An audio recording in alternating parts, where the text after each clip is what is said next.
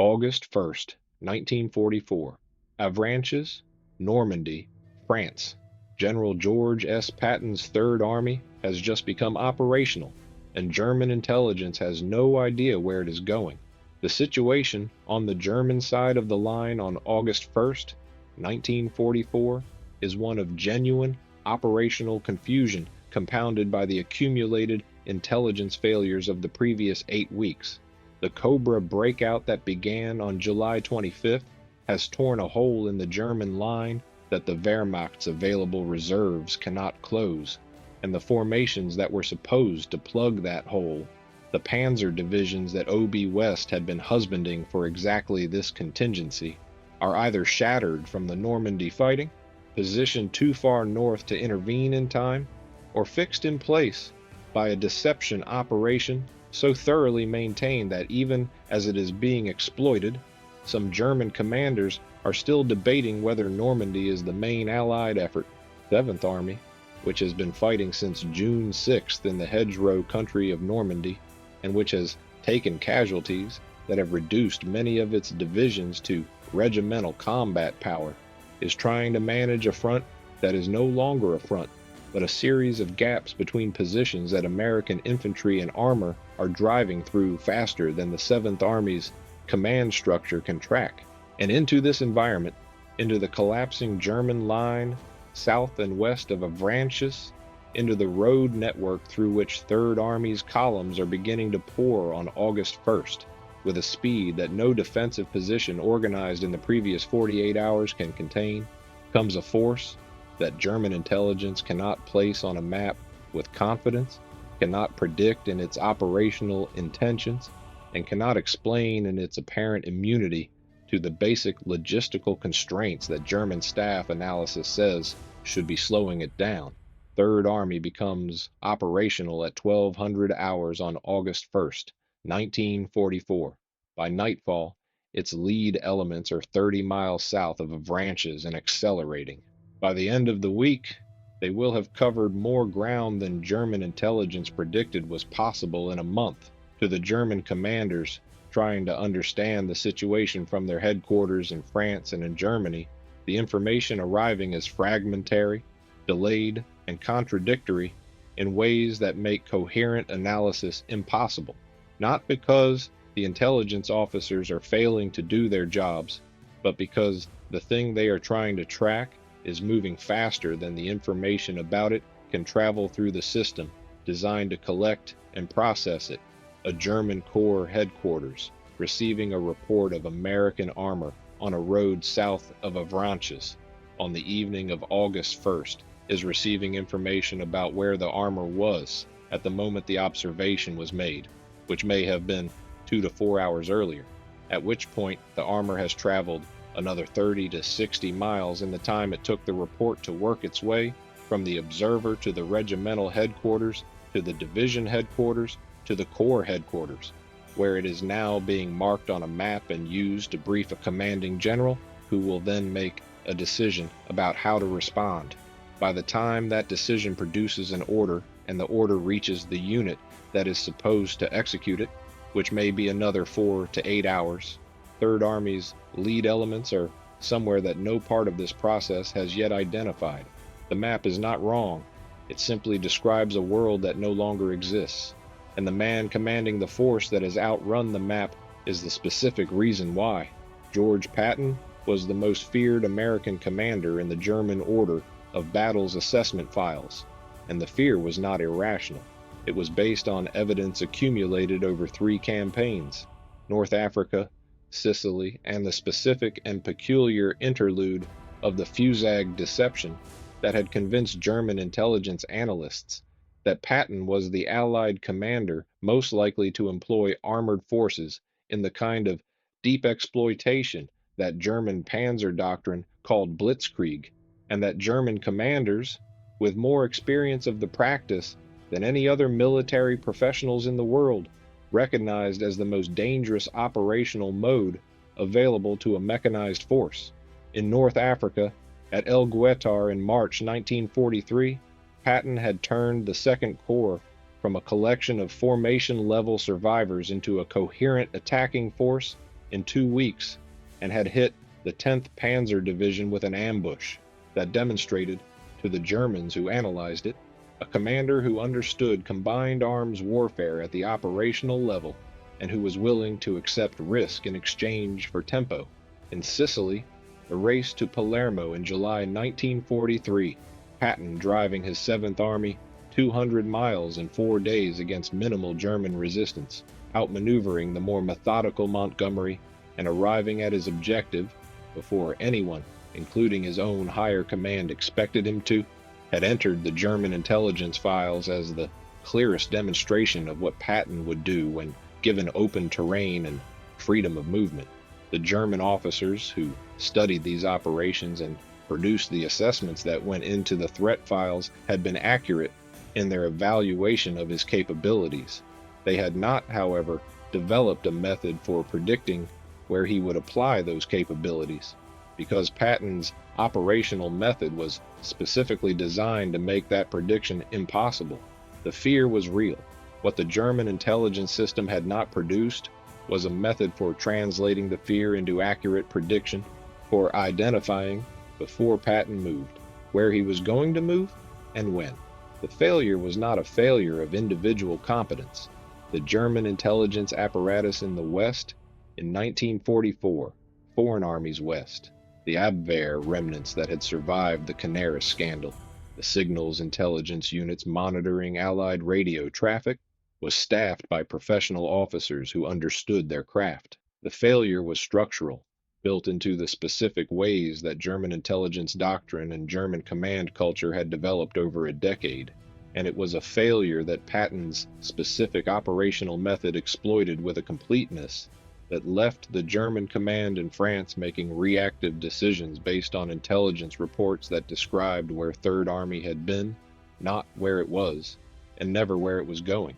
Foreign Armies West, the German military intelligence branch responsible for analyzing Allied forces in the Western Theater, was commanded in 1944 by Colonel Alexis von Rohen, an experienced and capable officer whose career ended in 1944 for reasons unrelated to his professional competence, and whose analytical products had been systematically distorted by a combination of the FUSAG deception and the specific vulnerabilities of the intelligence methodology that German military doctrine had developed. German intelligence analysis in 1944 was built primarily on 3 inputs: captured documents and prisoner interrogation, signals intelligence derived from intercepting Allied radio communications, and agent reporting from the networks that the Abwehr had built in Britain and that the British Counterintelligence Service, MI5, had systematically turned into double agents who fed the German system information crafted specifically to support the Allies' deception objectives. The problem was not the inputs themselves. Each of these intelligence disciplines is legitimate and useful. The problem was the weighting. German intelligence placed disproportionate trust in agent reporting at precisely the moment when the agents providing that reporting were under British control, and disproportionate trust in captured documents at precisely the moment when Allied deception planners had learned to provide the German system with captured documents that confirmed the picture those planners wanted German commanders to have. The intelligence picture that Foreign Armies West maintained in June, July, and August of 1944 was not a neutral analytical product. It was a picture that had been shaped in specific and targeted ways by men in London whose job was to shape it, and it contained specific false certainties about the location of the 1st United States Army Group, about Patton's role in the campaign, about the timing and location of a second Allied landing that constrained the German command's interpretation of every subsequent event. The FUSAG deception, Operation Fortitude, specifically its Fortitude South component, had convinced the German command in May and June of 1944 that the primary Allied invasion would occur in the Pas de Calais, not Normandy, and that the Normandy landing of June 6th was a diversion designed to draw German reserves away from the real landing site. The construction of this deception was a product of the most comprehensive strategic deception operation in the history of warfare. And it had worked because it had been built with an understanding of German intelligence methodology that allowed the deception planners in London, the XX Committee, the men of LCS and Chef's Special Means Section, to provide the German system exactly the kind of information that German analytical doctrine weighted most heavily. They had built a fake army group from real component formations, real radio traffic, real equipment movements visible to German aerial reconnaissance, and the credibility of Patton's name and reputation. They had used their controlled double agents, Garbo, Tricycle, Brutus, and a dozen others, to report on Fusag's activities in southeastern England in a way that was internally consistent, corroborated by multiple independent sources, and designed to match the German intelligence picture that the planners wanted to maintain. The result was that when German intelligence examined its Fusag reporting in May 1944, it found a picture that appeared to be confirmed by multiple independent sources, verified by signals intelligence, and consistent with what German operational doctrine said the Allies would logically do. It was a masterpiece of hostile intelligence management, and it continued working after June 6th because the German command's investment in the Pas-de-Calais picture made them reluctant to abandon it, even as the Normandy battle consumed the reserves they were supposed to be holding for the main attack. The convincing was comprehensive and precise. Fusag, the first United States Army group, a fictional command notionally led by Patton himself, existed in the German intelligence picture as a force of approximately 80 divisions positioned in southeastern England, waiting to cross the Channel at the shortest point to the Pas-de-Calais once the German command had committed its reserves to Normandy. The double agents whom the British controlled fed this picture to foreign armies west through the spring of 1944 with a consistency and apparent reliability that made it one of the most thoroughly documented entries in the German intelligence record. When the Normandy landing occurred, German intelligence, seeing the landing, but also seeing the Fusag order of battle still assembled in southeastern England, concluded that the Pas-de-Calais threat remained real. The 15th Army, positioned to defend the Pas-de-Calais, was not moved to reinforce Normandy. The panzer reserves that might have driven the Allies back into the sea in the first week were held back against the phantom threat, and Patton, the man whose name and reputation had been used to give the Fusag fiction its credibility, whose presence in southeastern England German intelligence had tracked through its double agent network and interpreted as confirming the Pas-de-Calais as the next Allied objective, was free to become operational in France without the preparation and positioning that German doctrine said a commander faced with his arrival should conduct. By August 1st, 1944, when Third Army became operational, German intelligence's picture of Patton was simultaneously overloaded with historical assessment and empty of current operational information. The historical assessment, Patton's North Africa performance, his Sicily campaign, the specific combination of speed and audacity that German commanders who had faced him described consistently in their after-action reports, was accurate and detailed. The current operational information was nearly zero. The Fusag deception had kept Patton out of the official Allied order of battle for Normandy. His Third Army existed in German intelligence files as a formation whose location and intentions were genuinely unknown. When Third Army became operational on August 1st, Foreign Armies West was tracking it from first principles, using signals intelligence to identify its units and radio intercepts to locate its forward command posts, building a picture of a formation in motion rather than a picture of a formation whose operational pattern they understood. They were always behind. Patton's operational tempo made certain of it. August 1st through August 13th, 1944, the first 2 weeks of Third Army's operational existence, constitute the most complete example of a mechanized force operating faster than an opponent's intelligence system can track, and they do so in a way that exposes the specific vulnerability in German intelligence methodology that the campaign's outcome turns on.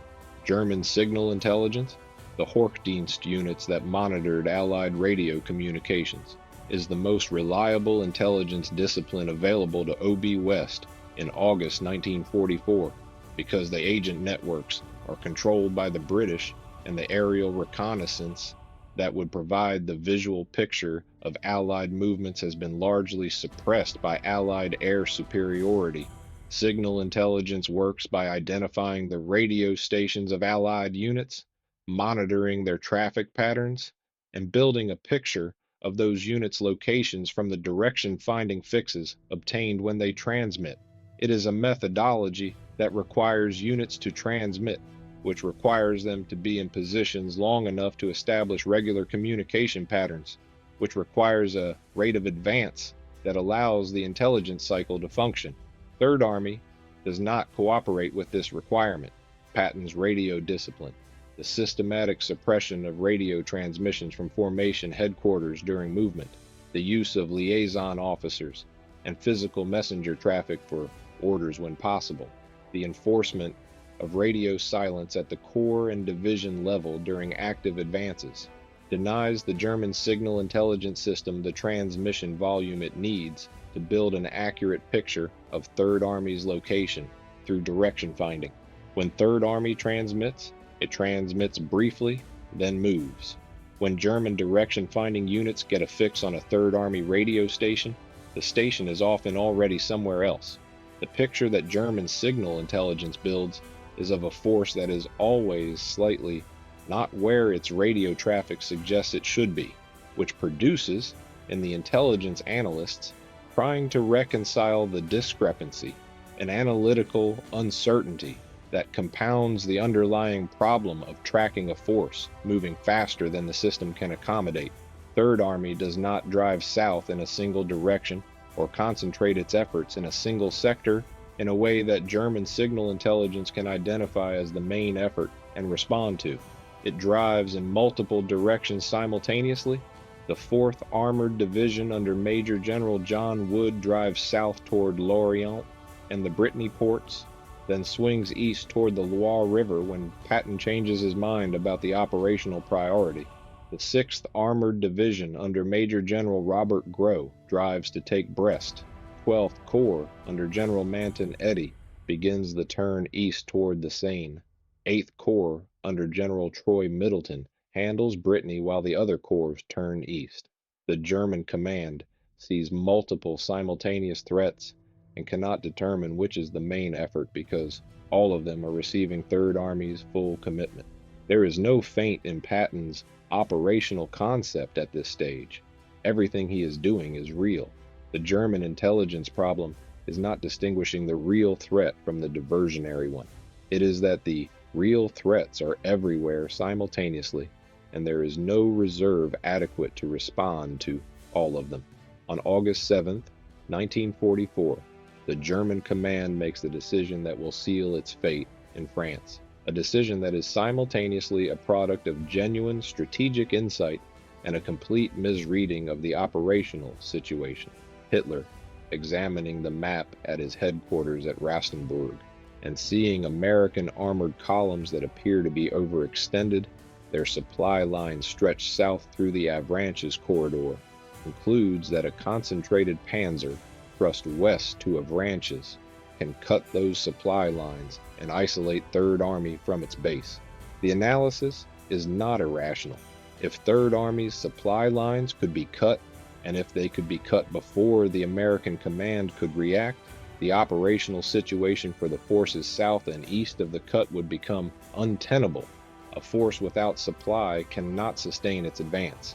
The problem with the analysis is that it is based on an intelligence picture of Third Army's location that is 4 days out of date.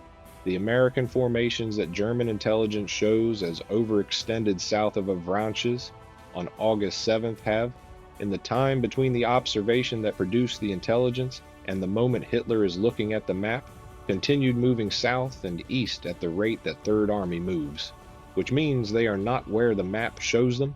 They are considerably further from the Avranches corridor that is supposed to be their logistical vulnerability, and the Panzer thrust that is supposed to cut their supply lines will arrive at the point it is aimed at and find American forces who have already moved past it.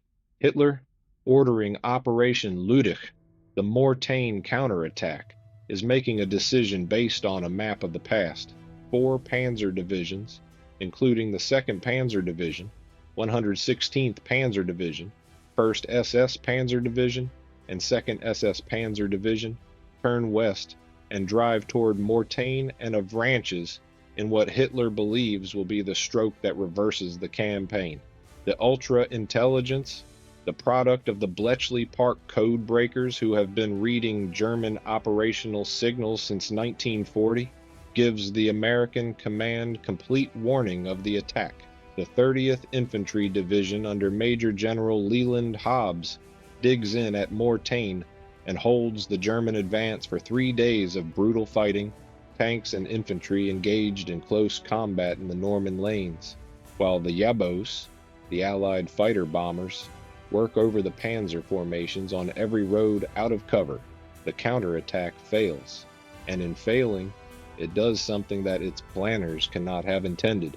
It drives the German Panzer Reserve west at the moment when Patton's 15th Corps under General Wade Heislip is completing the swing around the German southern flank. The German attack toward the sea and the American attack around the German southern flank are converging toward the same point, and the point they are converging on is Falaise, August 12, 1944. Heislip's 15th Corps, the 5th Armored Division, and the 90th Infantry Division, with French 2nd Armored Division under General Philippe Leclerc attached, is at Argentan, 15 miles south of Falaise, closing the southern jaw of what is becoming the largest encirclement of German forces on the Western Front. The German situation inside what will become the Falaise pocket is one of methodical disintegration.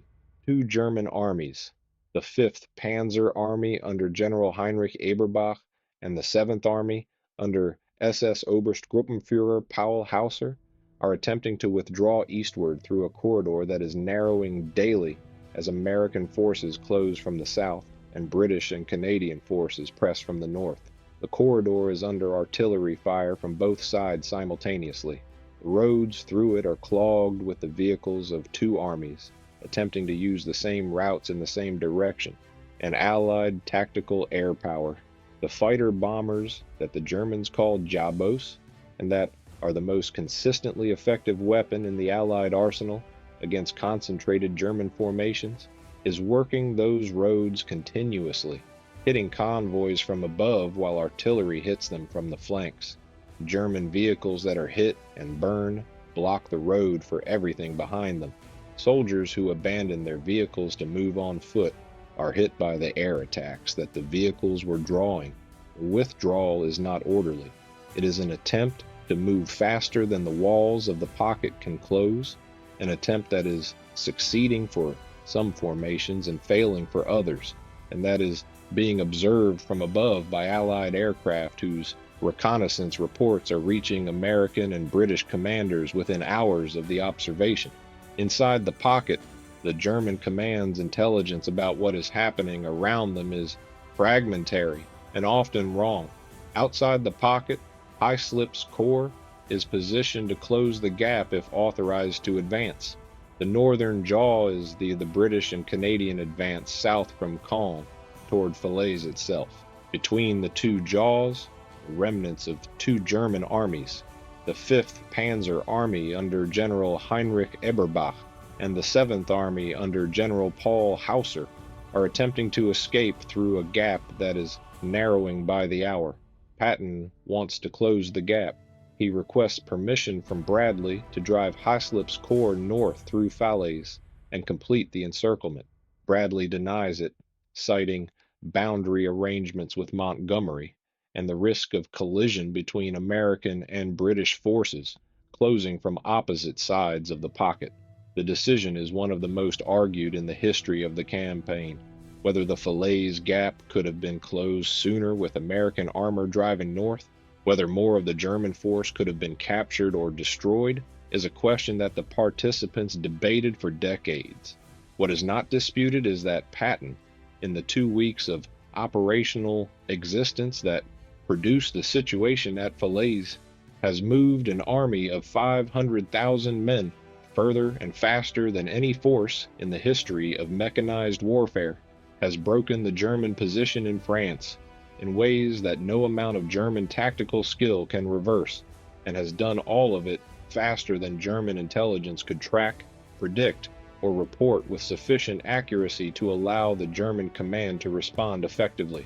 The near failure that comes closest to breaking the operational pattern Patton has established arrives not from German action but from supply, the same supply crisis that is simultaneously consuming the broader Allied logistical effort. By August 20th, as the Falaise pocket is being closed and Third Army is swinging east toward the Seine, Patton's forward divisions are operating at the extreme edge of their fuel states. The pursuit that German intelligence was unable to track is being stopped not by German resistance but by the mathematics of fuel consumption at operational range. Patton responds with methods that standard quartermaster doctrine would describe as irregular, and that his own staff officers implement with the specific mixture of professional discomfort and personal loyalty that characterizes Third Army's relationship with its commanding general throughout the campaign. Patton has his own officers physically stationed at key fuel distribution points with orders to ensure that Third Army's allocation is not diverted, borrowed, or redirected to other commands by the theater logistics system, a practice that the communication zone finds irregular and that Patton continues over their objections because his operational priorities do not accommodate the logistical system's preference for equitable distribution. He accepts fuel deliveries in whatever containers the supply system can produce, 55-gallon drums, 5-gallon cans, and in one documented instance, the bladder tanks from grounded C-47 aircraft that his quartermaster officers have requisitioned on their own initiative. He accepts captured German fuel, which his maintenance officers note is not always compatible with Sherman tank engines in its unrefined state, and which they use anyway, because the alternative is not moving. And he authorizes the 4th Armored Division under Brigadier General Holmes Dager, who has assumed temporary command during this critical period, to continue its advance east toward the Seine on fuel states that the division's own maintenance officers classify as operationally insufficient for sustained movement. Fuel states that mean the tanks can move but cannot move and fight at full intensity if they meet significant resistance. The 4th Armored continues. The risk is accepted. The advance produces its result. The 4th Armored continues. It reaches the Seine on August 19th. The river is crossed. The German forces west of the Seine that have not escaped through the Falaise Gap are encircled and destroyed or captured, and German intelligence, which has been filing reports of Third Army's location for 3 weeks, is still 2 to 3 days behind the formation's actual position. The specific qualities of Patton's operational method that made Third Army hardest to track were not accidental or instinctive.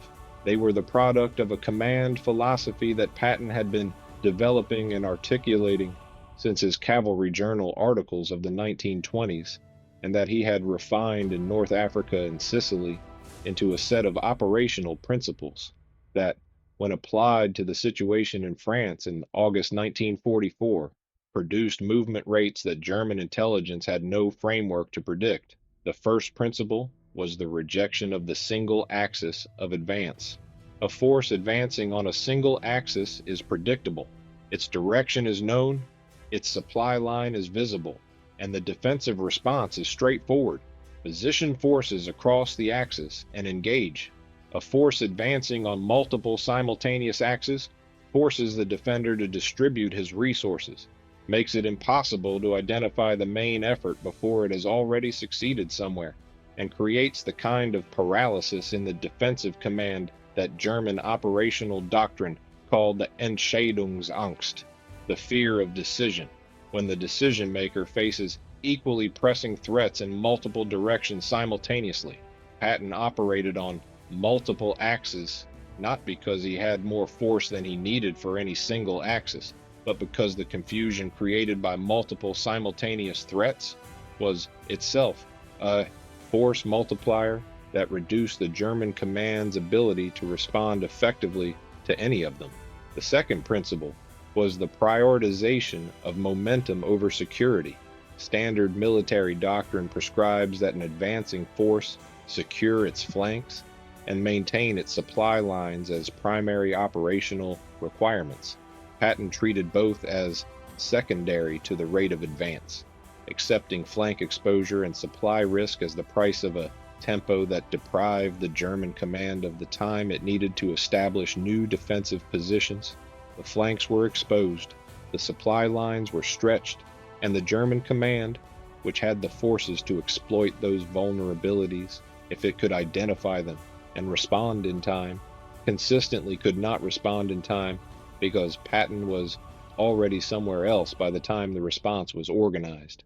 By the time Third Army crosses the Meuse River on August 31st and approaches the Moselle in the first days of September 1944, it has traveled 500 miles in 30 days, captured over 100,000 German prisoners, liberated most of northern France south of the Seine, and done it at a speed that the German intelligence system, Foreign Armies West, OB West's intelligence staff, the signals intelligence units monitoring American radio traffic, was structurally unable to track in real time. The intelligence failures were documented in German after-action analyses written in September 1944 by officers who were attempting to explain to their superiors why the command had consistently been surprised by an opponent whose general location was known and whose operational reputation was well established. The analyses correctly identified several contributing factors: the disruption of German signal intelligence collection by Allied countermeasures that reduced the information available to the intercept units, the exhaustion of German intelligence assets that had been operating continuously since June 6th without the rotation or rest that sustained analytical quality requires, the systemic failure of the agent networks that had been producing the pre-invasion intelligence picture and that had been producing a false picture for the specific reason that they were under British control. What the analyses did not fully account for was the factor that made all of the intelligence failures consequential rather than merely embarrassing. Patton's operational tempo was simply faster than the German intelligence cycle. Even accurate intelligence about where Third Army was on any given day would have been operationally stale by the time it reached the commanders who needed to act on it, because Third Army was no longer there. The intelligence cycle that German doctrine prescribed, observe, report, analyze, decide, act, required a minimum of 24 to 48 hours from observation to action at the Corps and Army level. Third Army was moving 40 to 60 miles per day. Any German formation position to intercept Third Army, based on an accurate intelligence report, would arrive at the reported position 1 to 2 days after Third Army had passed through it. The intelligence system was not wrong about where Patton had been. It was constitutionally incapable of telling German commanders where Patton was going. The operational legacy of Third Army's 500-mile drive across France in August 1944 is, by any measure, one of the most significant ground force achievements in the history of mechanized warfare. It is significant not only in the territory covered and the German forces destroyed, but in what it demonstrated about the relationship between operational tempo and intelligence, about the specific way in which speed of movement can become, in itself, a security measure that no counterintelligence discipline can replicate. Patton understood this intuitively. He did not describe it in those analytical terms. His professional correspondence and his diary entries from August 1944 are the records of a man absorbed in the immediate operational problem, not a theorist stepping back to catalog the principles he is applying. But the principle is embedded in every decision he makes from August 1st to August 31st. Move faster than the enemy can respond, and the enemy's intelligence about your location becomes irrelevant before it can be acted upon. The enemy's estimate of your intentions becomes irrelevant because your intentions are implemented before the estimate is complete. German intelligence in France in the summer of 1944 faced a problem that no intelligence system can fully solve when the force it is tracking is moving at the rate that Third Army moved. It was always studying the past, and the past was always somewhere Third Army was no longer. The intelligence officers who produced the failed assessments were not incompetent. They were applying methods that had worked against every previous opponent because every previous opponent had moved at a pace the intelligence cycle could accommodate. Patton's Third Army moved at a pace it could not. The lesson: that operational tempo is itself a form of strategic deception, that an army moving fast enough is invisible to an intelligence system built for a slower war, was available from the campaign in France and has been available to every military theorist who has studied it since.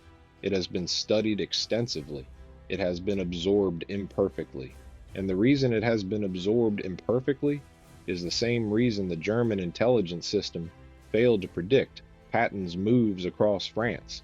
Understanding what speed means in theory is not the same as building an institution capable of producing and sustaining it in practice against a competent opponent under the specific conditions of a real campaign with real supply constraints and real casualties and real friction at every level of the chain of command. Patton built that institution in the specific form of Third Army between August 1st and August 31st, 1944, on roads through France that German intelligence was still trying to find him on when he had already crossed the Meuse and was looking east toward the Rhine. The intelligence failure was complete. The operational achievement it enabled was historic, and the principle it demonstrated, that the force which moves faster than the enemy can think is the force that wins before the enemy understands it has lost, remains the most important lesson of the summer of 1944, waiting for the general who can implement it again.